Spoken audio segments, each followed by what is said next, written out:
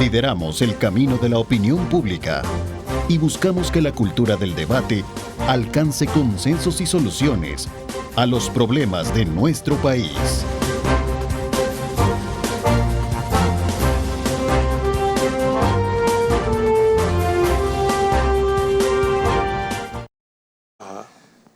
¿Qué tal? Buenos días, El Salvador, ¿cómo están? Qué placer enorme saludarles a ustedes en esta mañana de día martes. Como siempre, agradecemos a Dios Todopoderoso por darnos ese privilegio de poder ingresar hasta la intimidad de sus hogares ahora ya, precisamente con todo este ambiente muy lindo de Navidad que nos permite, sin duda alguna, no tanto ser tal emotivo por la fecha, porque obviamente la tenemos todos los años, sino por el significado importante que tiene para llevarnos a hacer las reflexiones pertinentes de lo que hemos hecho al año y de lo que podemos hacer para el siguiente. Así es que desde ya les invito, como siempre, a colocar a Dios en el centro de sus actividades para que cualquier meta, cualquier proyección, cualquier objetivo puedan cumplirse.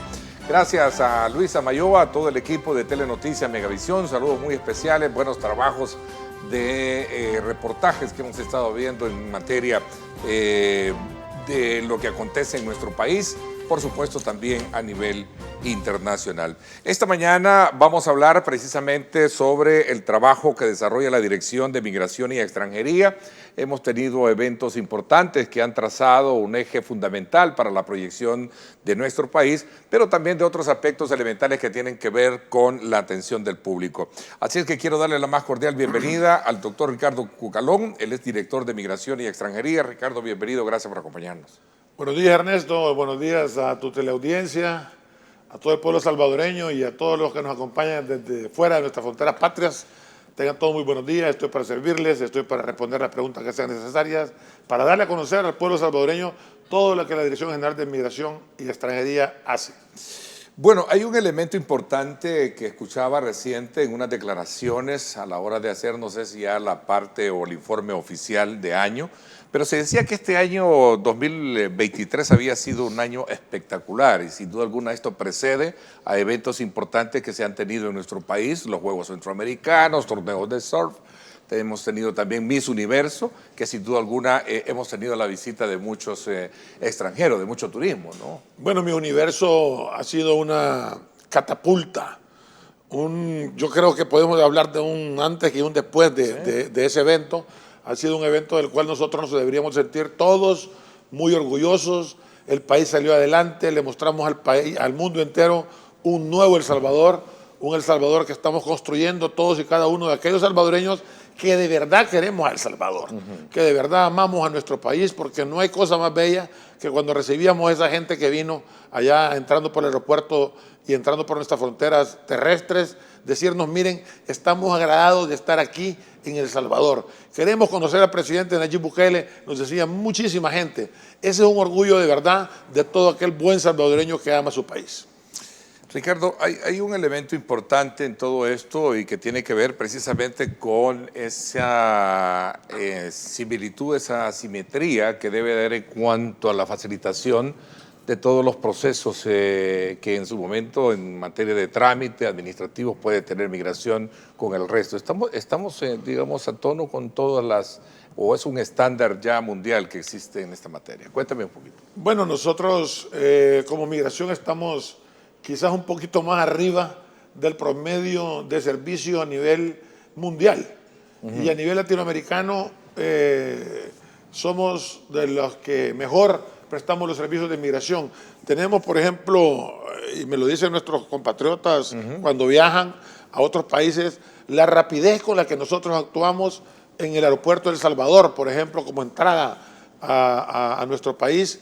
La gente se puede dar cuenta cuánto hemos mejorado con el servicio de las personas que vienen al país y le estamos dando ese servicio amable, atento, con aquella sonrisa que se le proporciona de parte de nuestros agentes migratorios, de aquellos oficiales de inmigración a los cuales les mando de verdad un gran saludo y un gran respeto de mi parte, porque es un gran trabajo lo que toda esta gente hace. Son más de 350 oficiales de migración que están diseminados en las fronteras, sirviéndole a nuestra gente. Más de 70 ventanillas en el Aeropuerto Internacional de El Salvador, entre entradas y salidas, donde estamos diariamente trabajando de día y de noche, 24/7, tal cual se oye.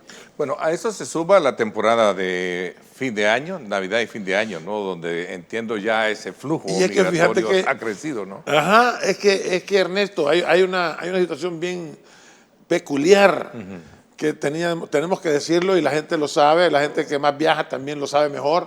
Ahora ya no existe temporadas altas en El Salvador. Te lo voy a decir con toda propiedad. No existen temporadas altas en El Salvador. Todas las temporadas son altas. Antes nosotros preparábamos para diciembre. Hoy ha sido un año, por eso, buena palabra que tú ocupaste, es un año espectacular. ¿Por qué razón? Sencilla y claramente porque este año nos hemos dado cuenta que desde enero hasta diciembre va a ser así. Tenemos ya la cifra calculada de lo que va a suceder en diciembre y ha sido un subir y subir y subir y subir diariamente. La gente nos está visitando a tiempo. A tiempo se hizo de parte de nuestro presidente, se ordenó la remodelación del aeropuerto. Okay. Le mando un saludo a mi querido amigo presidente de CEPA, Federico Alinker, porque nada menos ayer estábamos hablando de la ampliación que va a surtir en el aeropuerto de una nueva área, porque ya no damos abasto. Ya no damos abasto. Son 50 ventanillas. Son más de 70 ventanillas de las que tenemos nosotros trabajando 24/7 solamente en el aeropuerto. Bueno, la palabra espectacular la recogí de un informe que ustedes daban y por eso yo te dije, bueno, ustedes han calificado este año 2023 como espectacular. ¿Cuál es la expectativa que se tiene entonces hoy de cara ahora a ese, digamos, nueva modalidad que se tiene? Ya no es temporada alta la que se tiene, sino que ya es un permanente flujo de turistas que ingresan, extranjeros que ingresan o salen del país. Te voy a contar un número para ti, para toda la audiencia. Hemos registrado más de 10 millones de entradas y salidas dentro de todas nuestras fronteras. Entonces, eso es una cifra que es récord. Ayer nada menos estábamos hablando en el evento que se dio el día de ayer en el aeropuerto, donde estábamos aperturando la época navideña. Ya se recibió al pasajero número 4 millones solo en el aeropuerto. Entonces, los flujos migratorios que existen y nosotros estamos trabajando, son muy fuertes y nosotros estamos trabajando día y noche para darle un mejor servicio a toda la gente que nos visita. La gente que vino ahora para Miss Universo, la gente que vino para el evento de Miss Universo, tanto las Misses como los turistas que vinieron al evento de todas partes del mundo se quedaron admirados. Yo estaba hablando con una gente que nos visitaba de Corea y nos dice, mire, qué precioso país tienen ustedes. O sea, lo que pasa es que nosotros no reparamos quizás en todo lo que tenemos.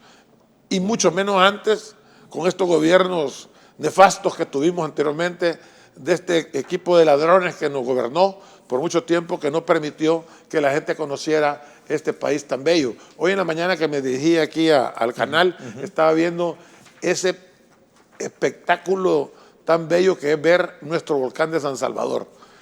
Ahora que venía temprano en la mañana a ver cómo se refleja el sol frente a ese volcán, muchas de las señoritas que vinieron al país ahora para el evento de Mi Universo nos dijeron y hablábamos con ellas y decían, mire, es increíble que en una capital se encuentre un volcán.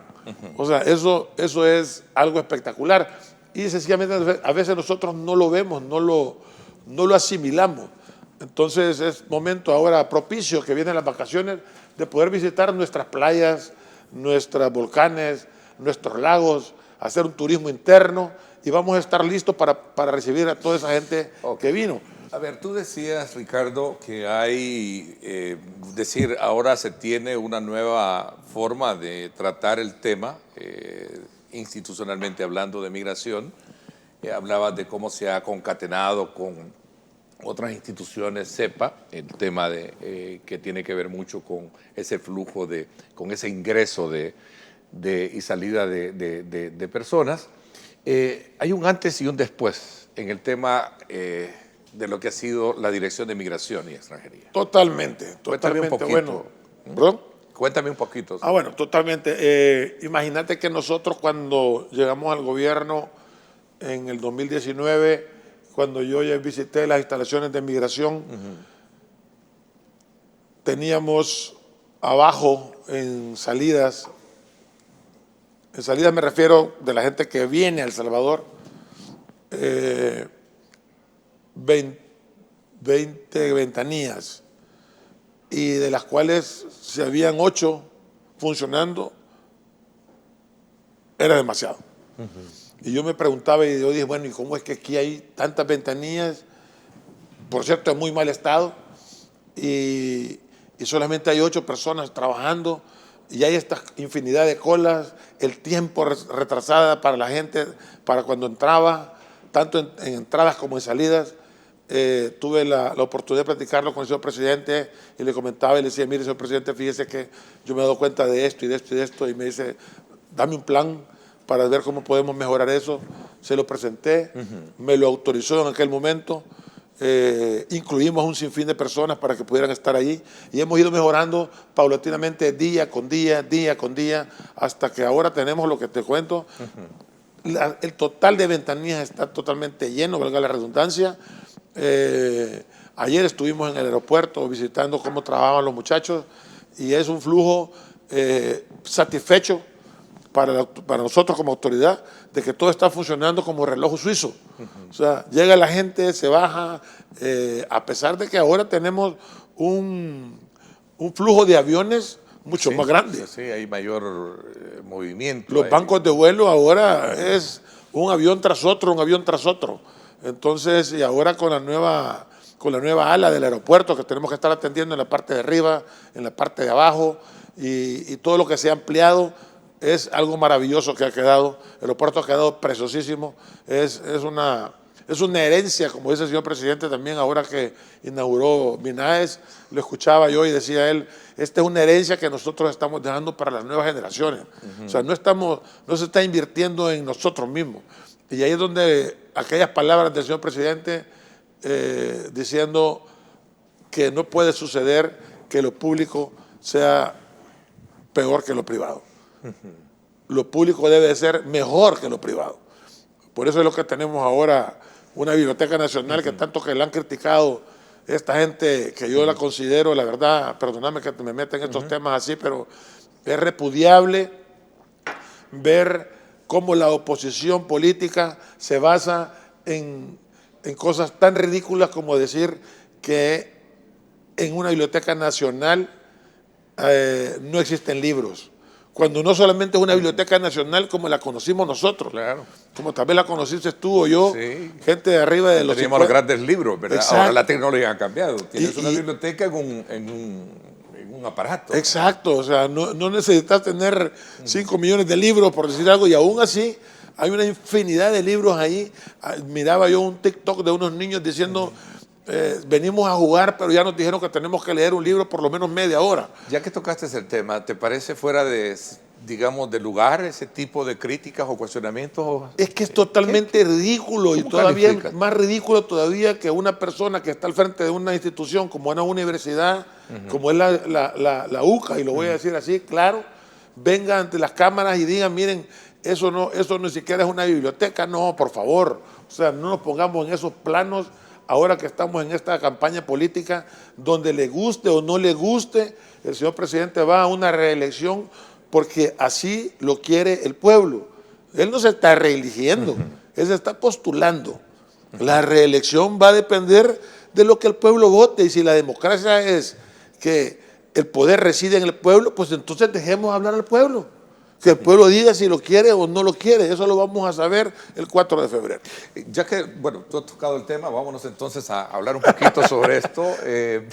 Sin duda alguna, cuando hay una discusión de esa naturaleza, surgen posturas desde un ángulo interpretativo, facultativo, jurídico, de la cual yo sé que como abogado lo sabes muy bien, que le dan la razón, consentimiento, pero también, por otro lado, hay otros que lo desestiman, como tú bien lo has apuntado.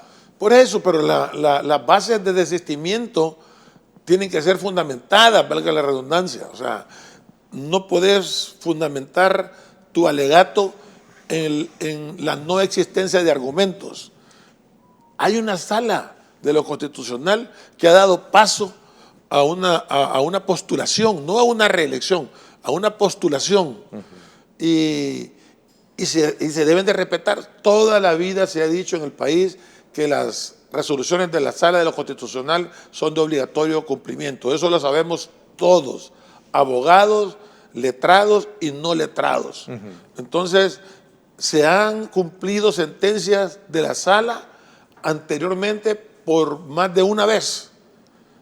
Una vez, dicho así, una Sala de lo Constitucional, por cierto, impuesta, creada en Casa Presidencial de aquel momento, decretó que los 84 diputados suplentes debían de dejar los cargos. Y se cumplió. Y se cumplió. No había forma de decir no. ¿Y las voces? Y los votaron. Sí. Y nadie dijo nada. Eso te preguntaba, porque eso Se es parte, quedaron callados. recoge esos elementos de juicio que surgen en este debate, ¿no? Porque vivíamos en una democracia inventada por ellos, a favor de ellos, para robar. Eso es todo. Y los que tenemos más de 50 años y conocimos esa historia y la vivimos, sabemos perfectamente bien quiénes son los ladrones. Yo lo digo claro, y como abogado litigante que he sido por 30 y pico de años, nosotros sabíamos, y no me van a dejar mentir mis compañeros, amigos, abogados de mi promoción, o antes o después, que los jueces eran tan corruptos que llegaba uno con la litis y le llegaban a preguntar: ¿y cuánto estás cobrando? Porque ¿cuánto me toca a mí? Y eso a muchos de nosotros nunca nos gustó. Yo se lo dije al doctor Nelson García, que en paz descanse, cuando era presidente de la Federación de Abogados: doctor, no puede ser que estemos en un sistema judicial, y te estoy hablando de eso hace 20 años, no ayer, ni antier, hace 20 años o más. Y no puede ser que estemos en una situación jurídica donde dependamos de la corrupción de un juez para saber si una persona es libre o no, si es culpable o es inocente. O sea, en esas situaciones estábamos antes. ¿Y esto ha cambiado?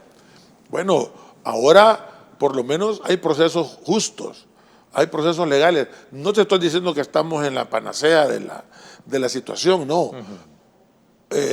No se puede crear de un día a otro ni cambiar una situación tan engranada como la que hemos tenido, pero sí estamos en el camino, seguramente lo digo como abogado y notario que soy, seguramente estamos en un momento trascendental para cambiar la historia de nuestro país. A ver, regreso un poco al tema que nos tiene acá esta mañana. Bueno, le dimos un paseo al tema político, el tema jurídico. A ver, esta nueva forma de gobernar el país ha traído consigo corregir uno de los grandes males que históricamente se ha tenido, que ha sido el tema de la inseguridad, ¿no? ¿Cómo ha impactado esto y cuál es la lectura que desde la perspectiva de la Dirección de Migración y Extranjería se tiene para ver el impacto que esto haya tenido precisamente en ese flujo migratorio? Es que solo personas que no tienen 4 dedos de frente pueden pararse frente a una cámara de televisión, en un canal. Yo los he escuchado en nuestros canales salvadoreños y en internacionales diciendo que solamente eso es lo que se ha logrado y que eso es para mientras, y que el pacto con las pandillas, si los que pactaron fueron ellos, los que le llevaban prostitutas a los centros de detención fueron ellos, los que les hacían fiestas fueron ellos. El señor presidente, con su equipo de seguridad, ha hecho un gran trabajo, una gran labor, teniendo detenidos, presos a todo este montón de gente delincuente. ¿Cuál pacto? ¿De qué pacto están hablando? Si eso lo ve la gente que ha sufrido los vejámenes de estos delincuentes, terroristas, pandilleros, es la gente que ahora está agradecida con este gobierno. Es la gente que a las 10 de la noche está allá en la Plaza Gerardo Barrios disfrutando con sus hijos. Es la gente que está ahora en la nueva plaza remodelada del Salvador del Mundo. Esa misma gente, Ernesto, y vos lo puedes recoger con tu equipo de comunicación. Esa misma gente, cuando llegabas allá a la Campanera, si no entrabas a las 7 de la noche, o te mataban o tenías que pagar $10 para entrar a tu colonia. O no podías entrar. O te tocaban la puerta una de dos. A las 10 de la noche: mira, dame el carro porque vamos a ir a hacer un operativo. Y ahí Dios si se lo llegabas a negar, porque amanecían tu cabeza por un lado y tu cuerpo por el otro. Esa es la gente que estos vienen a defender aquí, y a mí me molesta, y perdóname que me entusiasmo un poco con el tema. Al contrario, me llevas a tocar también ese tema, pero igual, a detenerme en esos temas, pero igual. Me da náuseas pensar que aquí hay gente que viene a hablar estupideces. Esa es la verdad. Y perdóname que te lo diga tan crudo, pero esa es mi manera de ser, y la gente que me conoce sabe que digo las cosas como son. No podemos seguir en el mismo ambiente que teníamos antes. No podemos estar aquí con gente que venía a desgobernar. No podemos estar aquí con gente que le procuraba el bienestar a los delincuentes. Tenemos que estar dándole la cara del nuevo El Salvador. Mira, nos visitaron hoy más de 355,000 personas solamente para el evento de Miss Universo. Solamente para el evento de Miss Universo. Eso, además del porcentaje tan elevado de personas que nos visitó, yo quisiera que recogieran, como nosotros lo hacemos. Yo mismo estoy en el aeropuerto preguntándole a la gente, ¿qué tal? ¿Cómo está? ¿Cómo se siente? ¿Tiene tiempo de no venir? Yo tenía 10 años. Yo tenía 5 años. Es que yo no había podido venir porque no podía entrar a la colonia donde hay mi mamá. Con mi mamá apenas podíamos hablar por teléfono. Ahora mi mamá me dice que puedo llegar a la hora que yo quiera. Ok, reitero un poco mi pregunta anterior. ¿Cómo esto se ha visto reflejado, digamos, en materia de ver que hemos tenido un creciente número de personas que ahora se sienten, aparte de estar seguros en el país, que visitan al país? Hablabas anteriormente del pasajero 4 millones. 4 millones, ¿no? Por ejemplo. ¿Es salvadoreño o extranjero? Digo, extranjero, turista que no es salvadoreño. Sí, no, o sea, ahí se cuenta todas las personas que han entrado al país. Okay. Entonces, ayer se atendió el pasajero número 4 millones. Entonces, eso... De esta temporada, digamos, aunque ya no hay temporadas, me decía. Es que ya no hay, porque como la gente está viniendo seguido a conocer El Salvador, nosotros tenemos una nueva imagen, ¿te recordás? Por nuestra edad, de aquel famoso dicho que teníamos, el país de la sonrisa. Nosotros éramos el país de la eterna primavera. No sé si te acordás de esos eslogans. Por supuesto. Pues estamos recuperando esos eslogans. Estamos volviendo a ser el país de la sonrisa. Y sabes que eso también impacta en el trato de la gente misma. O sea, la gente, si te das cuenta, vamos haciendo un efecto psicológico en que la gente hoy te saluda. Yo el domingo, antier, andaba en la Gran Vía y fui a caminar en la mañana, y caminando ahí en la plaza donde está esa fuente, y la gente, buenos días, buenos días, buenos días. Y yo dije, qué maravilloso, ¿verdad? Que la gente lo saluda a uno sin saber quién es uno ni nada, sino que te saludan. Aún en otros países no te saluda nadie. Aquí sí, porque se está sintiendo aquel cariño entre hermanos. Ya no tengo miedo que el que viene ahí a saber qué me puede hacer. ¿Me explico? Entonces, cuando platicas con esa gente, esos niños que ahora saben que en su colonia hay una cancha, que no han ido nunca, que no fueron nunca, que tienen 10 años, que es primera vez que la conocen, porque los pandilleros no las dejaban ir, porque no los dejaban salir en la noche, porque no podían conocer un lugar, y otros vivían en otra colonia y no podían ir, no se podían desplazar. Esa es la gente que está viviendo la seguridad de la que estamos viviendo, gracias a Dios. Y es la que está viviendo. Y al plan del control territorial que tiene el gobierno de nuestro presidente Nayib Armando Bukele. Estadísticamente hablando, dentro de ese escenario de visitas, ¿tenemos salvadoreños o son más turistas de otros países? En el retorno. Sí. En este movimiento del cual hablamos, 4 millones hasta el día de ayer. Fíjate que eso es más o menos, cuando ves las entradas de salvadoreños o extranjeros, te das cuenta que es similar las entradas de las personas, tanto salvadoreños como de extranjeros. Hay salvadoreños, como te repito, que se fueron vi un caso que el señor, porque ya es un señor ahora, de 40 años, y yo le preguntaba, mire, ¿y hace cuánto usted no viene a El Salvador? Tenía 7 años cuando me fui. Imagínate. 7 años. 7 años. Y no he vuelto, me dice, hasta hoy. Mira, da no sé qué, o sea, da sentimiento el pensar que esta gente ha regresado a su país, que siente que es su patria. Y yo me pregunto, esta gente que tiene 20, 30 años de no venir a El Salvador, ama entrar a El Salvador, quiere ver El Salvador bien. Nos dicen qué buen trabajo el que están haciendo. Y esta gente que vive aquí en El Salvador, algunos diputados que están sentados ahí en esa asamblea legislativa de la oposición, se ponen a renegar, se ponen a hablar en contra por nada. Por eso yo estoy seguro, y no me arrepiento de decirlo, el pueblo salvadoreño les va a dar una lección para que no sigan ellos dañando a nuestro país. A ver, me llevas de nuevo a lo político. Entonces, tu expectativa es que esto se mantenga precisamente para que ese estándar de, digamos, de visita, de proyección, de imagen de país y de atractivo en materia de turismo y otros se mantenga, ¿no? ¿Qué nos ha dado estos resultados? Los cercos que se han creado, el régimen de excepción en el cual estamos. ¿Vos tenés algún problema por el régimen de excepción? ¿Te han ido a capturar a tu casa? ¿Te han ido a catear a tu casa? No, a mí tampoco. Y le pregunto al pueblo salvadoreño, me va a decir, no, yo voy a mi trabajo, regreso, voy a pasear, regreso, me voy a la playa, regreso. ¿Hay algún problema por eso? No. Pero si sos pícaro, si sos ladrón, si sos estafador, si sos extorsionista, si andás tatuado porque tenés que ver con las maras, entonces sí tenés miedo del régimen de excepción.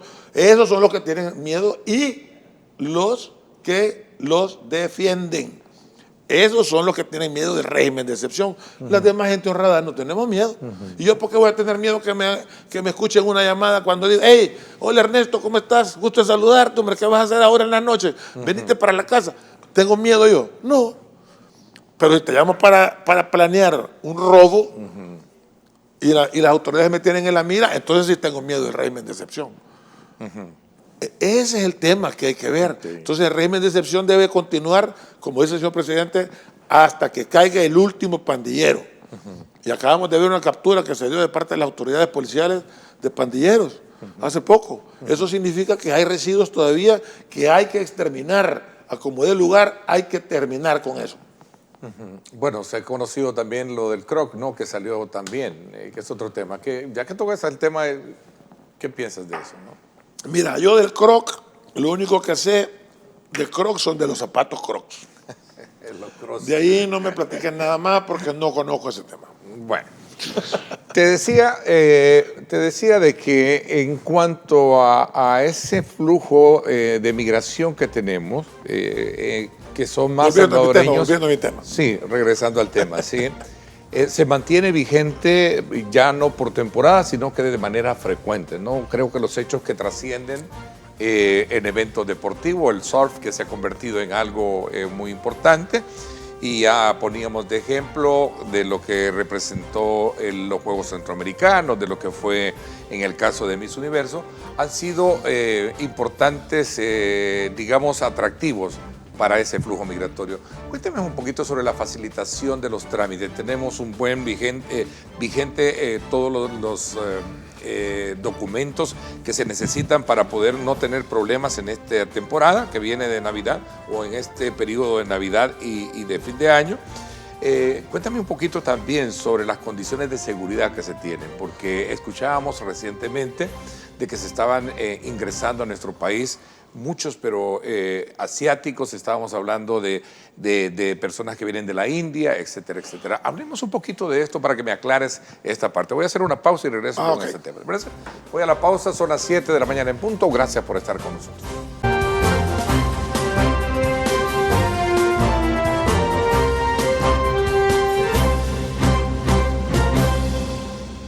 Bueno, gracias nuevamente por estar con nosotros a esta hora de la mañana. Dos puntos elementales que quiero también aprovechar es conocer cuál es la postura que tiene la Dirección de Migración frente a lo que se conoció recientemente de la presencia de muchas personas procedentes de la India en nuestro país. Y se hablaba y se creaba mucha especulación alrededor de todo esto, incluso también de ser El Salvador un puente para poder permitir el flujo migratorio de personas que buscan el sueño americano. Bueno, ¿Cómo está esta situación? gracias por esa pregunta, Ernesto. Ahí te puedes dar cuenta cómo es que nosotros como país, como luchadores en pro de la justicia y del derecho, trabajamos.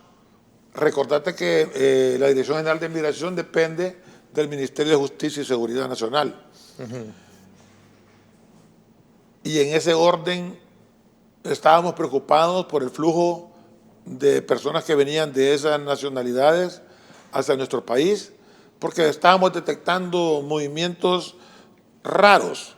De todos es conocido que hay carteles dedicados al tráfico de personas.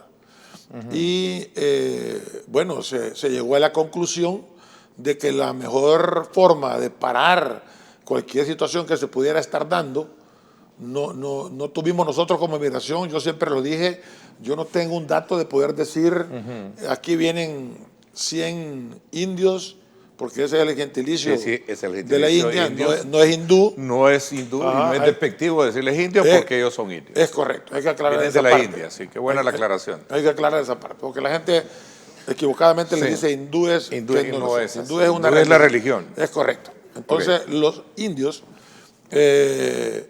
venían en varias cantidades. La gente se decía, ¿y por qué? ¿Y por qué los miro yo aquí? Sí. Nosotros no Bueno, la teníamos... pregunta que se hacía era, bueno, ¿somos un puente de migración ilegal para los Estados Unidos? ¿Y es permisible nosotros, esto? nosotros nunca tuvimos un dato como migración de decir, entraron 100 indios y van para los Estados Unidos. Porque a mí nunca me mandó Guatemala ni México un dato de decir, mire, estos pasaban por su frontera y usted los dejó pasar. No. Y el gobierno anterior había quitado la visa y de tal manera que ellos eran clase A. Por lo tanto, debían de cumplir normas de entrar generales. ¿Cuáles? Su boleto de regreso, su hotel, el que venían a hacer, cosas normales, totalmente normales. Pero viendo el tema de cómo estaba la situación de rara, el señor presidente dio la orden para que conjuntamente con el Ministerio de Relaciones Exteriores analizáramos esto y propusimos que se pudiera poner una visa para las personas que vinieran de la India. Y así se hizo. Quizás no voy a entrar en el tema por cuestiones de tiempo en cuanto al procedimiento, porque me voy a tardar un poquito, pero hay un procedimiento previo, diplomático, para poder hacer esas gestiones y así se hizo. De tal manera que se instaló la visa a las personas y ahora pues hay gente que viene. Siguen viniendo personas de la India, pero tienen que hacer sus trámites correspondientes con una visa consular que es tramitada en los respectivos consulados, valga la redundancia, del país. Te decía que si esto también me lleva a pensar un poco sobre el tema de la seguridad del documento que nosotros tenemos. ¿Nuestro pasaporte es seguro? Nuestro pasaporte es seguro. Hemos mejorado también las normas de seguridad que tiene el pasaporte. Obviamente no las puedo mencionar, pero sí el pasaporte hemos mejorado consustancialmente para detectar si nuestro pasaporte está siendo falsificado o no. Gracias a Dios, hasta este día no hemos tenido problemas como los que se dieron en anterioridad, donde hasta hubo un director de migración que estuvo procesado por haber entregado pasaportes a un sinfín de personas provenientes de la China. De todos nos recordamos de ese momento también, producto de la corrupción de aquellos gobiernos. No sé si tienes conocimiento sobre esta situación que ha llevado a la preocupación de los salvadoreños que están precisamente en Panamá, varados, ese es el término. Hay un comunicado que, por cierto, ha emitido Relaciones Exteriores el día de ayer, en la cual decía el gobierno de El Salvador solicita corredor humanitario para la salida de transportistas varados en territorio panameño. ¿Qué sabes al respecto? Fíjate que eso, bueno, en primer lugar quiero aclarar que ese es un tema que exclusivamente le pertenece y lo maneja el Ministerio de Relaciones Exteriores. Entiendo yo que lo está viendo la viceministra Adriana Mira, entiendo. No sé si es ella o la viceministra Cindy Portal o directamente nuestra canciller Alexandra Gil. Pero es un tema que lo están manejando ellos. Lo que sí me di cuenta es que el señor presidente solicitó ese corredor para que nuestros connacionales que están detenidos allá en la frontera por una protesta en contra del gobierno panameño, en la cual nosotros no tenemos absolutamente nada que ver, pudieran pasar y venir a El Salvador. Entiendo yo que el día de ayer se abrió ese corredor. Miraba yo ayer en redes sociales a una persona dirigente de esos movimientos allá en aquel país, diciendo de que, reconociendo que en vista de que El Salvador es por cierto, que El Salvador es un país que se nota que está cambiando, y proclamaban la admiración que tienen por nuestro presidente Bukele, iban ellos, por la petición que él había hecho, iban ellos a aperturar ese corredor terrestre para que pudieran salir, y miraba yo en las imágenes los trailers ya viniendo hacia El Salvador. Okay, ya así es que sin ningún problema. Entonces prácticamente ha sido ya resuelto la problemática. Ahí está, por cierto, el comunicado emitido por Cancillería, en la cual habla precisamente sobre este tema. A ver, hay una plataforma que recién se lanza para también el tema del visado y permisos en línea. Por cierto, voy a colocárselas a nuestros amigos que nos están sintonizando en pantalla para que puedan también tener acceso a ella y de alguna manera pues hacer uso de esa herramienta. Pero cuéntame un poquito sobre esto, ¿no? Estamos muy contentos con esta nueva plataforma que creamos. Ahí la pueden ver ustedes en pantalla. Esa plataforma se crea por una sencilla razón, y lo voy a tratar de explicar en palabras sencillas y concisas. Muchos salvadoreños, muchos extranjeros, que es catalogado como clase C, o sea que necesita una visa consultada o consular, en el caso que sea B, su país de donde quiere provenir le queda lejos un consulado. Acordate que las distancias en otros países son extensas. Entonces le queda lejos un consulado, le queda lejos una embajada donde puede llegar a pedir una visa. Entonces la Dirección General de Migración y Extranjería, pensando en las facilidades para que la gente venga a nuestro país y lo conozca, creó esta plataforma en la cual la gente pueda entrar. Ya la vamos a poner en pantalla. Sí, la dirección es El Salvador Pay, o sea, pei.migración.gov.sv, ¿no? Es correcto. Y Pay porque significa permiso especial de ingreso. Ok. Entonces, el Pay significa permiso especial de ingreso. Esta es una plataforma en la que la gente puede entrar, extranjeros, obviamente, con esa calidad, que no tienen tiempo, que no tienen la capacidad y aún el gasto es mayor. Y dice, mire, yo quiero conocer El Salvador. Pero fíjate que necesitas viajar a tal ciudad que queda a tantos kilómetros lejos para que te den una visa. Entonces, en esa plataforma la gente puede entrar desde donde se encuentre, pedir la visa. Ahí hay un tracking que lo lleva, cómo va avanzando el proceso. Hay una, digámosle, su plataforma de simple, donde se cancela esa visa y se le comunica a la persona, después de un estudio que no dura más de 72 horas, si la persona es aceptada para que pueda tener una visa para venir a El Salvador, o si la visa le es denegada por algún motivo. O sea, eso también hay que aclararlo y decirlo, porque es parte de un estudio que se lleva a cabo para determinar si la persona es aceptada para que pueda tener o no tener la visa. A ver, es interesante, aquí hay una pregunta que tiene que ver con este tema del permiso especial en línea, ¿verdad? Por eso es PEI. Permiso especial de ingreso. Permiso especial de ingreso. Dice la pregunta sobre qué controles de seguridad se tiene para saber que quien ingresa no es un delito. Bueno, lo acabo de decir ahorita, o sea, lo recalcan desde el punto de vista de la seguridad. Claro, desde que la persona entra, para cuando la persona ocupa esa plataforma, ingresa todos sus datos, ingresa su fotografía, ingresa su documento, su documento de viaje, llámese pasaporte, e inmediatamente nosotros lo capturamos y empezamos un recorrido de seguridad nacional, donde podemos saber quién es, si está buscado por Interpol. Nosotros trabajamos muy de cerca con agencias de seguridad internacionales, con agencias de inteligencia internacionales. Trabajamos con el organismo del Estado, trabajamos con CBP, que es quien ve fronteras y aduanas de los Estados Unidos. Trabajamos con FBI, que es el Buró de Inteligencia de los Estados Unidos. Trabajamos con CIA. Trabajamos con un sinfín de instituciones de inteligencia a nivel internacional, tanto de los Estados Unidos, de Sudamérica, como de Europa, para saber y rastrear.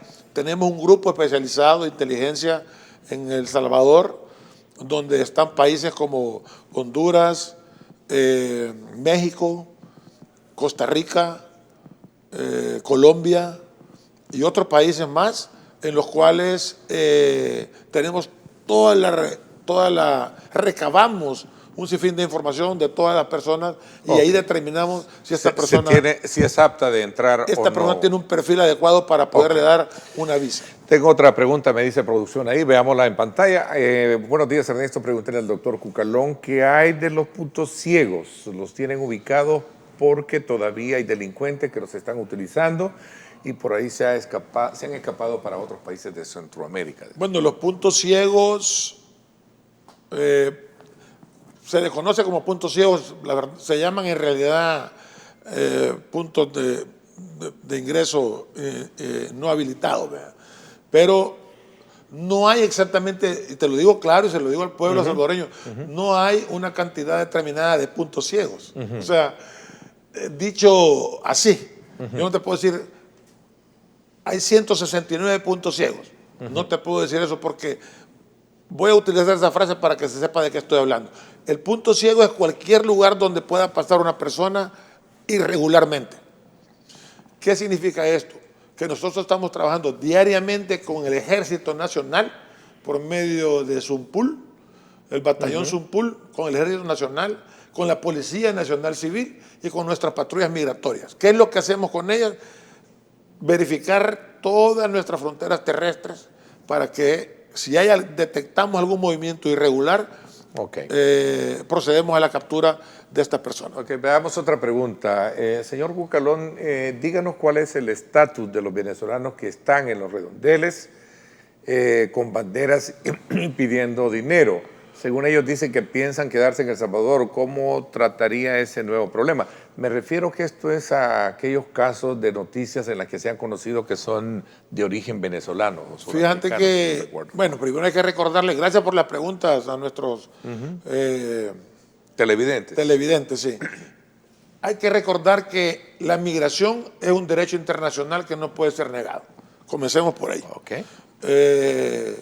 Y sí es cierto, todos es conocido que hemos visto gente pidiendo redondeles con rótulos, soy venezolano o soy de tal lugar. ¿Qué es lo que a nosotros nos toca y qué es lo que a nosotros nos corresponde hacer?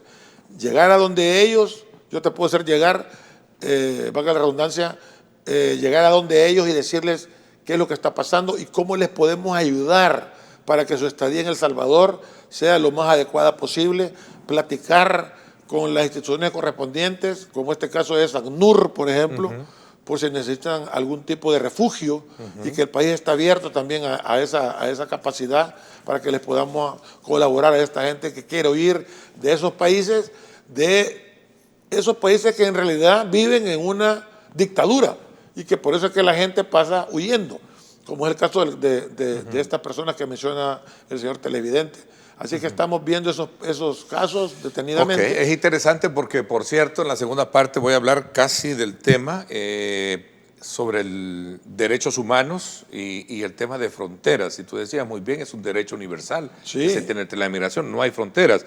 El futuro de cómo contamos la migración para cambiar esas realidades, que creo que es el tema muy enfáticamente que vamos a tener y en la que sin duda alguna vamos a conocer algunos informes como tal. Conclusiones de lo que hablamos ahora, la expectativa, me preguntaban ahí también sobre qué condiciones o términos deben de estar, en este caso, los documentos para poder no tener problemas de entrar o salir por las fronteras, para Guatemala, decían particularmente. Bueno, para Guatemala o para Honduras, que son nuestras fronteras colindantes, los adultos no necesitan más que su DUI. Los menores necesitan su pasaporte. Para cuando salimos de nuestra región, llámese Guatemala, Honduras, El Salvador, cuando salimos de esta parte y viajamos a otros países, ya sea los Estados Unidos, Sudamérica, Europa, debemos de tener cuidado de si el pasaporte tiene un vencimiento menor a 6 meses. ¿Por qué? Porque hay países que solicitan que el pasaporte tenga una mayor vigencia a 6 meses. Entonces usted, estimado televidente, tiene que estar seguro que si el pasaporte que va a ocupar para viajar tiene menos de 6 meses, el país donde usted va lo reciba sin ningún problema. Si tiene problemas de ese tipo, aunque su pasaporte tenga 4 o 5 meses de vigencia, puede acercarse a cualquier sucursal, San Miguel, Usulután, San Salvador, y cuando digo San Salvador, Las Cascadas, Maferrer, Soyapango, Santa Ana, y usted puede perfectamente cambiar su pasaporte en el momento que usted quiera. ¿Qué sucede con el pasaporte que podría estar vigente en ese momento? Nosotros le damos de baja inmediatamente el pasaporte, desaparece la validez de ese pasaporte e inmediatamente entra en vigencia el pasaporte que se le acaba de entregar. ¿Cómo está el tema del pasaporte electrónico? Brevemente. El pasaporte electrónico estamos trabajando con él, estamos trabajando en eso, nos hemos retrasado un poco en ese tema por un sinfín de procedimientos que hay que seguir todavía, y porque no solamente se trata del pasaporte per se, sino que se trata de un sinfín de instrumentos electrónicos que hay que poner a disposición tanto en los aeropuertos Ilopango, el aeropuerto de El Salvador, Monseñor Óscar Arnulfo Romero, como también en todas nuestras fronteras terrestres y marítimas. Preguntan sobre visa para los costarricenses, que también se decidió recientemente. No. ¿No hay visa? No. ¿No hay visa para nadie acá en Centroamérica? No. O Costa Rica creo que puso visas para nosotros. No. No sé si para el resto, ¿no? No. Creo que ahí no hay mucha claridad en la pregunta que nos están haciendo. Nosotros gracias a Dios tenemos un buen trato con todos nuestros hermanos nicaragüenses, costarricenses, hondureños, guatemaltecos. Yo tengo pláticas semanalmente, por no decir diariamente, semanalmente con todos los directores de Centroamérica. Hay una institución que se llama la OCAM, que por cierto estoy presidiendo esa institución. Yo soy actualmente el presidente de la OCAM, la entrego hoy en diciembre la presidencia, y ahí somos miembros países de Centroamérica, como también República Dominicana, está México como visor y está invitado también Colombia. Ok, el tiempo se me y fue Belice, como perdón, tenemos a nuestros hermanos beliceños, ahí a los cuales también les mando un gran saludo. Ok, Ricardo, gracias, ha sido un gusto compartir contigo estas cifras, estos datos. Gracias Ayer a ti, se registró el pasajero 4 millones. Mira, hay algo que se me olvida, perdona que te robe. No, por favor. Es bien importante porque le mando un gran saludo a esa, mi patria y nuestra patria, San Miguel. Bueno, qué bien, sí, que han estado de fiesta, ¿no? Ajá, estuvimos de fiesta ahí con el carnaval. Yo llevo a San Miguel en el corazón. Mi padre es oriundo de por allá. Claro. Y tuvimos 81.993 personas que vinieron solamente para el carnaval de San Miguel. Así se registraron. Se registraron ellos, decían, venimos al carnaval de San Miguel. Fíjate que ese rato es bien importante, porque Oriente sufrió mucho los embates de la guerra y también sufrió el problema de las pandillas. Solo el carnaval, 81.993 personas que nos visitaron de fuera del país. Bueno, así es. Gracias por habernos acompañado nuevamente, Ricardo. Te agradezco muchísimo. Más adelante seguimos conociendo. Un placer, Ernesto, y un saludo a todos tus televidentes nacionales y extranjeros. Que Dios me los bendiga y tengan unas felices vacaciones, feliz Navidad y próspero año nuevo. 7:22 minutos. Vámonos a la pausa. Viene desde luego un informe, un avance noticioso y luego regresamos con nuestra segunda parte del programa.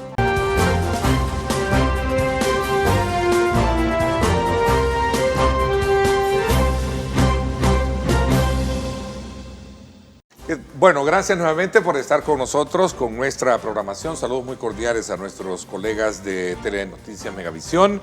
Vamos de inmediato en esta segunda parte del programa a conversar con Iris Martínez. Ella es responsable de la oficina País OFAN en El Salvador. Bienvenida, gracias por acompañarnos. Muchas gracias por la invitación. Bueno, nos acompaña también Gloria García, directora regional para América Latina de Oxfam. Bienvenido, gracias por acompañarnos. Muchas gracias, mucho gusto, buenos días para todos. Y bueno, y feliz estadía también en nuestro país, ¿verdad? Bueno, no, muchas gracias. Siempre El Salvador lo trata ¿Sí? uno muy bien y los salvadoreñas muy encantadores. Qué bueno. Bienvenido. Vamos a ver, quizás un poco para poder comprender y entender de todo el trabajo que Oxfam lleva a cabo. Este día también tomando como punto de referencia algunos estudios, algunas estadísticas que se tienen sobre el trabajo de desarrollarlo. Cuéntanos un poquito sobre la historia de Oxfam y a qué se dedican y cuáles son los enfoques directamente que tienen de trabajo. Y luego lo hacemos en un comparativo también a nivel de Latinoamérica, ¿no? Sí, bueno, con mucho gusto. Oxfam es una organización global que se encarga de poder trabajar con comunidades, con organizaciones que luchan juntas para combatir las desigualdades y acabar con la pobreza y la injusticia. Esto está en nuestro trabajo a nivel global. Tenemos presencia en más de 70 países. En El Salvador ya tenemos 35 años de trabajo con una red de socias y aliadas muy importantes de organizaciones de sociedad civil, de comunidades, gobiernos locales, con los cuales trabajamos para lograr pues, un futuro más digno para todas las personas, ¿verdad? Esa es parte de nuestro trabajo aquí en El Salvador. Y Gloria precisamente tiene esta mirada desde la región de América Latina, porque Oxfam pues también tiene un abordaje regional y global que creo que puede ampliar muchísimo sobre esta historia de Oxfam y de cuál es nuestra apuesta también para los próximos años. Yo recuerdo que antes conversaba, no recuerdo con quién, pero tenía a la mano a alguien de Oxfam para tratar el tema de la minería, si no más me lo recuerdo. También ¿no? Que también fue un punto elemental que para fijar posturas sobre el deterioro no solo ambiental, sino que del impacto en comunidades que en su momento lo tenían. A ver, pero regresando de nuevo al punto, las generalidades y un poco entrar específicamente con otro de los grandes flagelos que sin duda alguna tiene que ver mucho con el tema de la población, que es el desplazamiento, que es precisamente el tema de migración y otros elementos ahí. Sí, no, Oxfam en América Latina tiene, como nos cuenta Nairis, una presencia ya que está cercana a los 50 años, pero como organización a nivel global lleva más de 80 años trabajando. Y el origen de Oxfam se remonta a aquella época crítica de la Segunda Guerra Mundial, cuando la gente estaba sufriendo mucho. Entonces es un movimiento que nace para responder a las necesidades de las personas en condiciones más críticas. Entonces ya tiene un recorrido bastante amplio. Empieza por el lado de Inglaterra para favorecer sobre todo a las comunidades que estaban en este momento pasándolo muy mal, a personas en condición de vulnerabilidad, y posteriormente se da cuenta que esta es una situación que no ocurre solamente allí, sino que tiene trascendencia, que tiene una relevancia en otros ámbitos del mundo. Y es por esto que llega a trabajar en América Latina, y en América Latina con sus particularidades, ¿no? Entonces en América Latina con, como usted menciona, un modelo de desarrollo muy particular basado en la explotación de los recursos naturales, también con unas situaciones hacia diversas poblaciones, especialmente hacia las mujeres, que somos las que hemos demostrado que en muchos sentidos mantenemos la economía, favoreciendo el cuidado y favoreciendo el cuidado de la naturaleza, pero también el cuidado de las personas. Entonces, digamos que tenemos diferentes enfoques, pero ciertamente lo que usted relata es fundamental y es una de las caras más difíciles de ver de todo lo que tiene que ver con el desarrollo en América Latina es la migración, porque en últimas es como la consecuencia final de muchas situaciones fallidas. Estábamos escuchando la entrevista que nos precedía y claro, se menciona la migración como ese flagelo complicado, difícil de gestionar, y a nosotros nos interesa mucho ver qué es lo que hay detrás, por qué la gente migra. En términos generales, la mayoría de gente no migra porque quiere, migra como una necesidad que es de supervivencia, que es una necesidad de satisfacción de necesidades, una necesidad de poder buscar un futuro mejor para ellos y para sus familias. Entonces, a nosotros nos interesa también poder revisar qué es lo que hay detrás. Ok, no solo digamos, tomar como punto de partida que es un derecho internacional, que es un derecho, ¿no? Sí. El tema de migrar, ¿no? La migración es un derecho, pero también es un derecho que las personas puedan encontrar en su propio país, en su propia comunidad. Pero es un deber también ver las formas del por qué se migra, ¿no? Exactamente. A ver, ¿y en qué, bajo esa, digamos, mirada de la cual, digamos, hacen los enfoques ustedes en Oxfam, cuáles son esas causas? ¿Hay varias? Hay varias causas, Okay. digamos, son multicausales y tienen que ver con factores económicos, las desigualdades, tiene que ver también con los impactos ahora cada vez más recurrentes del cambio climático que impacta los medios de vida de la gente, de la población y por lo tanto busca migrar para encontrar nuevas oportunidades. La violencia política también es uno de los factores y en el caso de El Salvador también el tema de reunificación familiar es un factor que también empuja a la gente a migrar, ¿no? Sobre todo en un país con ya casi 4 décadas de migraciones, que ya estamos hablando de terceras generaciones, mayoritariamente en Estados Unidos. Eso jala realmente y es un factor importante. Nosotras presentamos hace, digamos, unas semanas atrás un observatorio de la migración forzada y desplazamiento en El Salvador, pero también es un esfuerzo de Centroamérica, donde estamos monitoreando, sistematizando y analizando flujos de personas migrantes en tránsito en distintos puntos de frontera, desde Costa Rica hasta Guatemala. Y en esos 32 puntos que monitoreamos semanalmente, recogemos información de personas migrantes en tránsito, personas también retornadas, y una de las preguntas es: ¿cuáles son? ¿Qué le motiva a migrar? ¿Qué le ha motivado? Y el 82% de las respuestas atribuyen como causa principal las condiciones económicas, tanto personales como de país. Eso se ve tanto en el agregado regional como a nivel de país, con lo cual nos está diciendo que la situación económica sigue pesando mucho en la decisión de migrar para la gente. Es interesante, digamos, esa identificación de factores. Geográficamente cada uno tendrá su propia naturaleza, unos por lo económico, otros por otras razones. Hay un factor emotivo también en todo esto, ¿no? Pero que es otro tipo de migración. Hablemos de sentimientos familiares, de reunificación familiar, etcétera, ¿no?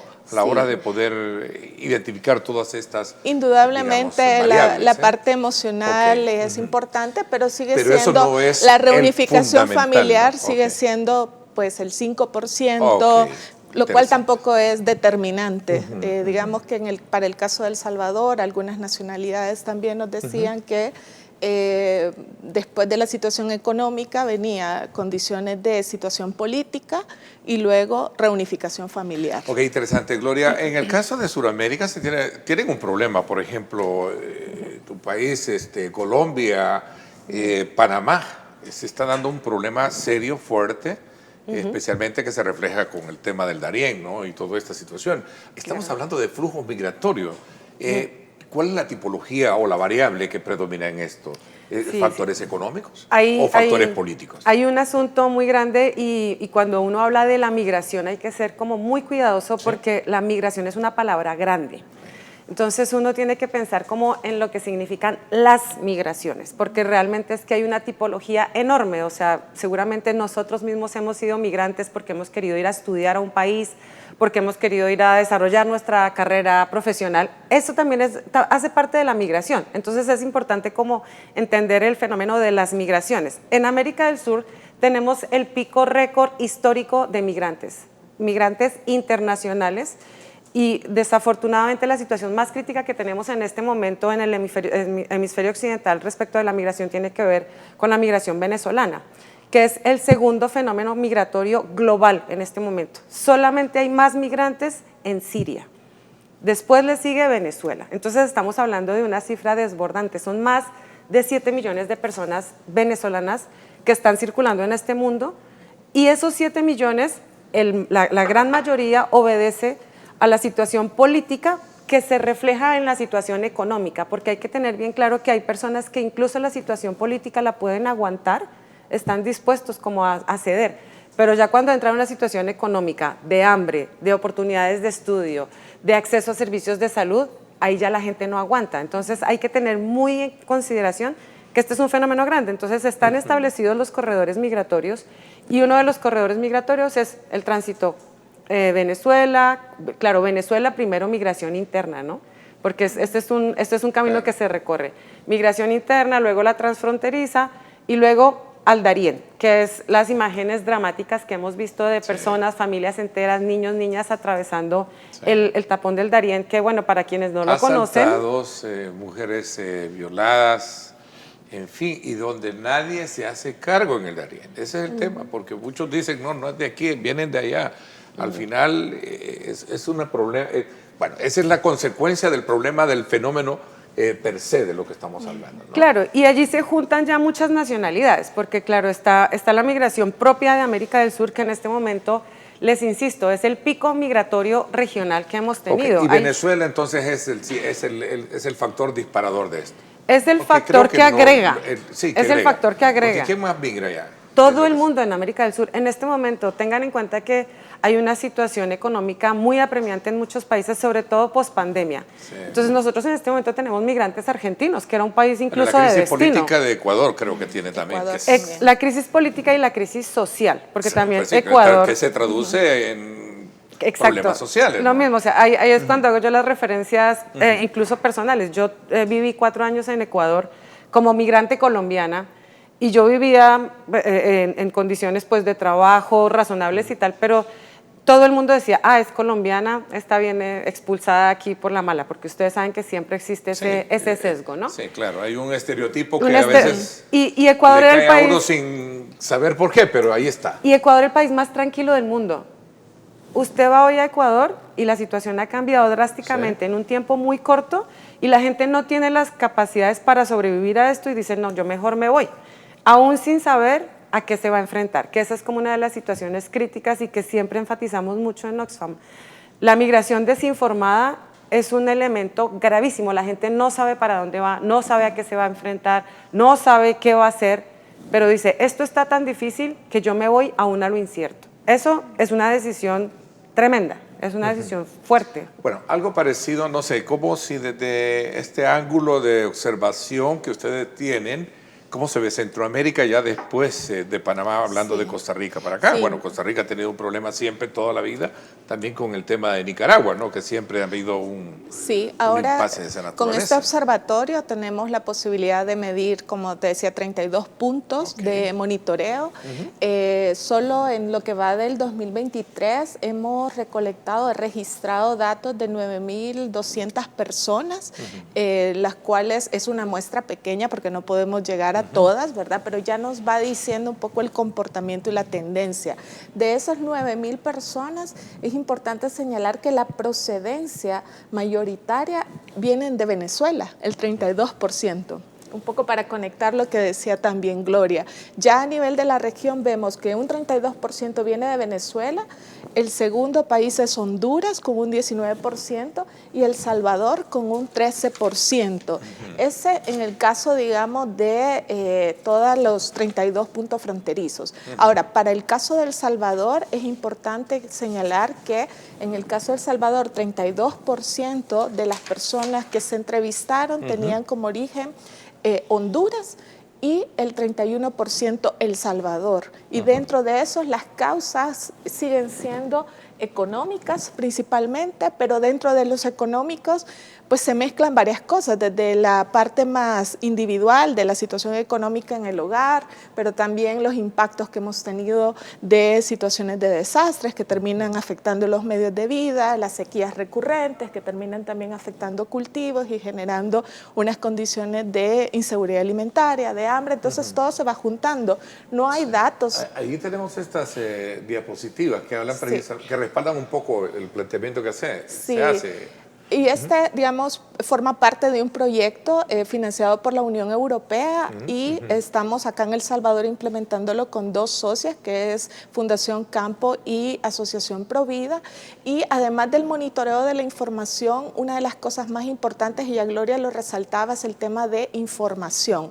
Poder apoyarles también a las personas migrantes a que conozcan cuáles son sus derechos, cuáles son las instituciones que pueden apoyarles, cómo derivar diferentes casos. Muchas de ellas ellas han enfrentado alguna situación de violencia a lo largo del tránsito y por lo tanto cuáles son las instituciones de Estado en las cuales pueden ellas también recurrir. Además de eso, fortalecer a nivel local las capacidades. ¿Qué pasa si el día de mañana o la próxima semana tenemos un incremento o un pico en esos flujos migratorios? Tenemos que trabajar con las comunidades y con los actores locales para prepararles, para que podamos también brindar, garantizar servicios, pero también garantizar atención inmediata y garantizar derechos. A pesar de tener esos, digamos, resultados en términos porcentuales, veía que en este informe ustedes utilizaban el término extremadamente difícil para poder medir los flujos migratorios. ¿Por qué razón? Digamos, por las modalidades o por los factores que cada quien representa geográficamente. Bueno, tenemos el caso de México, por ejemplo. México es la puerta de entrada de recibir los problemas migratorios que tienen todos y para entrar a los Estados Unidos, por ejemplo. Sí. ¿No? Bueno, medirlo, ya decían en la entrevista anterior, no hay información y de hecho eso es algo que es una tarea importante, ¿no? Yo creo que es algo que se debe hacer más a nivel de Estado, de generar información sobre los flujos migratorios. Acá se hace un gran esfuerzo de poder identificar, de acercarse a las personas, pero hay muchas personas que van en tránsito, ellos no quieren detenerse para dar información, muchos están migrando en situaciones también de violencia o que han sufrido violencia, entonces poder tener toda la información es compleja y sin embargo tenemos un dato que es bastante grande. Para el caso de El Salvador se entrevistaron 6,000 personas y eso ya nos dice cuál es una gran tendencia. Entonces, el tema de acceso a la información es importante, así como brindar servicios de información también a las personas migrantes en tránsito. Que sí, el tema, la palabra migración es grande, ¿no? Por cierto, el día de ayer el asesor de seguridad nacional de los Estados Unidos, asignado a la vicepresidencia, el doctor Philip Gordon, se reunió con el presidente Bukele y un punto medular en ello fue el tema de migración también. Es decir, es una palabra grande, como decía, ¿no? Claro, porque estamos hablando de cifras que afectan, pues eso, que afectan la economía, que permiten medir cómo es que los gobiernos están respondiendo a la garantía de sus derechos. O sea, es un asunto bastante delicado. Y por supuesto, ustedes aquí en Centroamérica, la frontera con México, la frontera con Estados Unidos, les permite ver muy bien cómo funcionan estos flujos, de dónde viene la gente, por qué se mueve, para dónde va. Y hay una cosa que es súper importante y es, ustedes pueden tomar todas las medidas que quieran y eso lo único que va a hacer es complicar la migración más, lo que usted dice, hacerla extremadamente difícil. Pero la gente no deja de migrar y es lo que nos muestran las cifras que tenemos a nivel regional.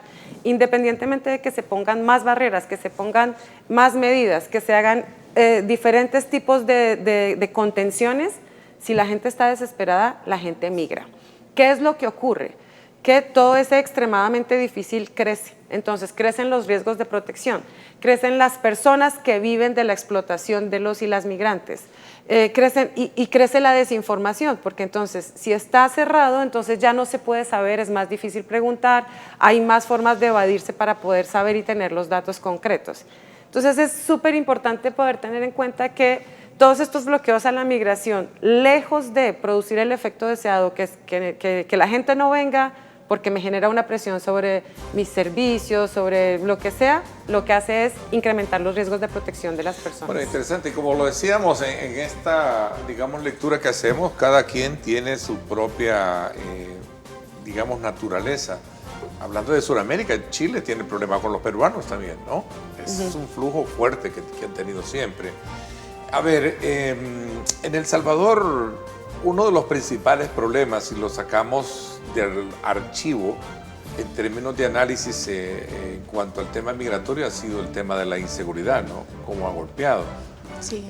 Hoy en día tenemos mejores indicadores, tal vez no resuelten un 100%, como bien lo sostienen la autoridad per se, pero sin embargo sigue siendo un factor muy importante de estudio. ¿Qué más nos podemos recoger de este informe, de este monitoreo de flujo migratorio? Voy a hacer una pausa y regreso porque tenemos compromiso de publicidad. Pausa y volvemos.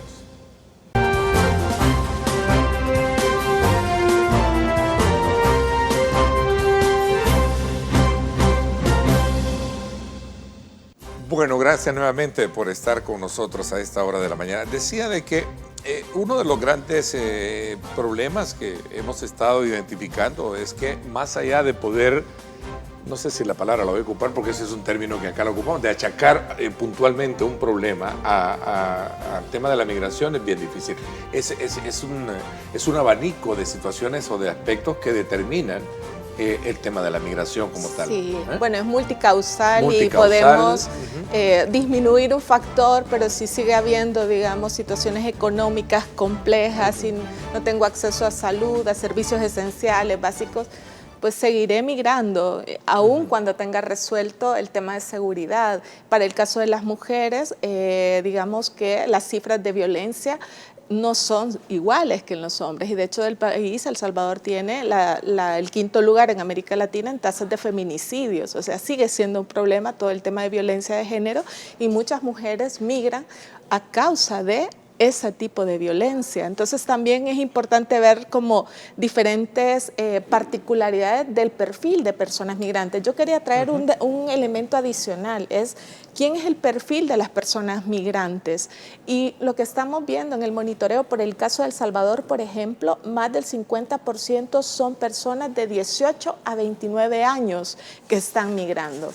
Si lo ampliamos el rango, estamos hablando de cerca del 90% de las personas migrantes en tránsito tienen entre 18 y 40 años.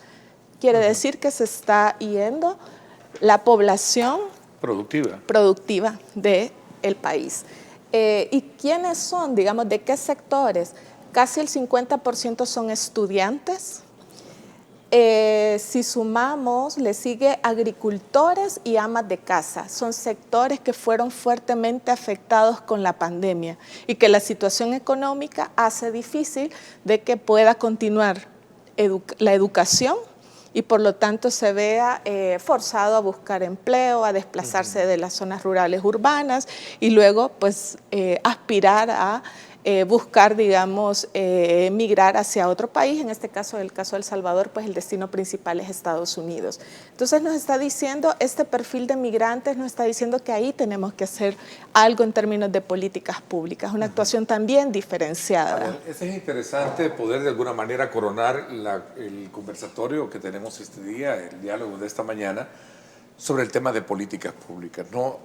¿Cuáles son, de acuerdo a las sugerencias o lo que ustedes desde la perspectiva de estudiosos en la materia pueden recomendar en esta materia, ¿no? Bueno, hay un tema que es fundamental y que nosotros estamos tratando de hacer esa pequeña contribución, que es tener datos y tener información, porque toda la política pública se tiene que construir alrededor de información y de datos concretos. ¿Cuántos son los migrantes? ¿Cuáles son sus necesidades? Pero también cuáles son sus aportes. Y yo creo que alrededor de la migración, habiendo tantos mitos, es muy importante como ayudar a desmontarlos, ¿no? Por ejemplo, hablábamos ahorita en la pausa del mito de la inseguridad como consecuencia de la llegada de los migrantes, ¿no? Es importante desmontarlo. Pero también es importante ver la contribución de los migrantes. En todos los países de América Latina, precisamente por esta ola migratoria, se ha hecho el cálculo de la contribución de los migrantes en las economías de los países. Ahora recuerdo un dato clave que es el de Perú. La contribución de la migración venezolana en Perú incrementó en 1.5 el PIB de Perú en el 2021.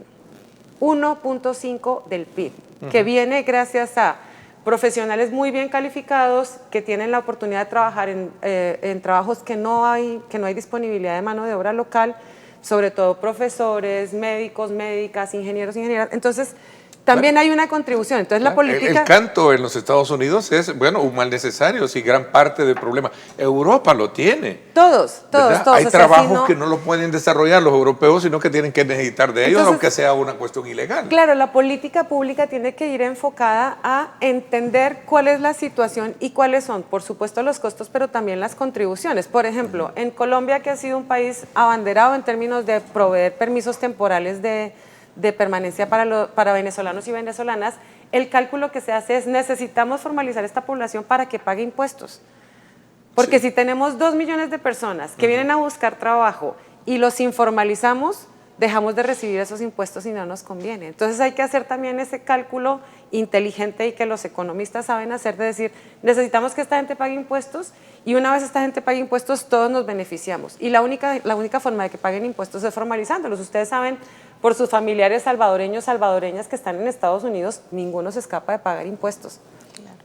¿Verdad? Y entonces, claro, los que se escapan de pagar impuestos son los que están precarizados, a los que les pagan la mitad de lo que tienen que ganar. Y claro, a los países les interesa recaudar, porque es la única forma. Entonces es importante tener en cuenta que hay medidas que son progresivas y que son clave para que las mismas personas en condición de migración contribuyan a los países, esto se pueda cualificar y efectivamente digamos, tenemos efectivamente una situación que es crítica, estamos en déficit o no hay una posibilidad de salir de allí. Entonces, claro, la construcción de política pública pasa por reconocer todas esas recomendaciones de países que han vivido la migración, como usted dice, los europeos, Estados Unidos, y decir, hay algunos mecanismos que ya ayudan, por ejemplo, la integración en los servicios de seguridad social. Eso es fundamental. Porque si no, esta gente... O legalizar un poco el fenómeno, pero la disyuntiva ahí, todo radica en cómo contenerlo, o sea, contenerlo, pero siempre es un flujo. Aquí entre más se prestan, bueno, los esfuerzos que en Estados Unidos, que es el referente que nosotros tenemos, es que han abierto asilos, que han puesto fronteras en el sur, ¿verdad? Guatemala tiene su oficina, Colombia creo que tiene la otra oficina de migración, si no mal lo recuerdo. Sí. O sea, claro, el asunto de la contención, el asunto de la contención, yo volvería a ese punto porque es clave. Contenerlo no va a resolver el problema. O sea, a eso voy. No lo ha resuelto Estados Unidos. Contenerlo no lo va a resolver. Y bueno, acabo de usar una palabra que tenemos prohibida en el lenguaje de la migración, que es el problema. La migración es un derecho, no es un problema. No es Entonces, un problema, es un derecho. Es un derecho. Entonces, claro, nosotros estamos siempre en esa dicotomía. Apoyamos a la gente para que no migre, o apoyamos a la gente para que tenga una migración informada. Eso es como dos caminos que son bastante distintos. Y claro, el asunto es, la gente si ve que su única alternativa para proteger su vida, para tener un futuro mejor, es migrar, pues que sepa que se atiene. Que es una cosa que nos pasa mucho en América del Sur, por ejemplo, con la población venezolana. La población venezolana deja su país, llega a un país como Colombia, como Ecuador, como Perú, y se encuentra que tiene que pagar los servicios públicos, que tiene que pagar el agua, la luz, la recolección de basuras, y es como, yo no sabía esto. Bueno, pues ¿cómo les parece que sí? Porque en su país normalmente eso no se paga. O lo mismo para la población centroamericana que va a Estados Unidos y reconoce que allá el costo de la vida es una barbaridad y solamente le hablaron de cuánto era lo que le pagaban por una hora de trabajo, que parece importante, ¿no? Entonces, ese tipo de cosas son súper clave y tendrían que ser parte de la política pública, la información. Me quedo con el sabor a seguir conociendo más y tratando este tema, pero lastimosamente el tiempo se nos fue, son las 8 de la mañana en punto. Les agradezco muchísimo la visita que nos hicieron esta mañana. Gracias por habernos acompañado. Muchas gracias por el espacio. Recuerden que para los derechos humanos no hay fronteras. Ok, interesante. Gracias, Gloria, también. Muchas gracias a ustedes. Feliz estadía en el país. Que estén muy bien. Gracias. 8 de la mañana en punto. Arriba mi gente ya viene, como siempre, cargado de mucha energía para que usted pase una feliz mañana. Gracias. Por mi parte, esto es todo por hoy. Pásenla bien y, como siempre, recuerden lo más importante, amar a Dios sobre todas las cosas. Lideramos el camino de la opinión pública y buscamos que la cultura del debate alcance consensos y soluciones a los problemas de nuestro país.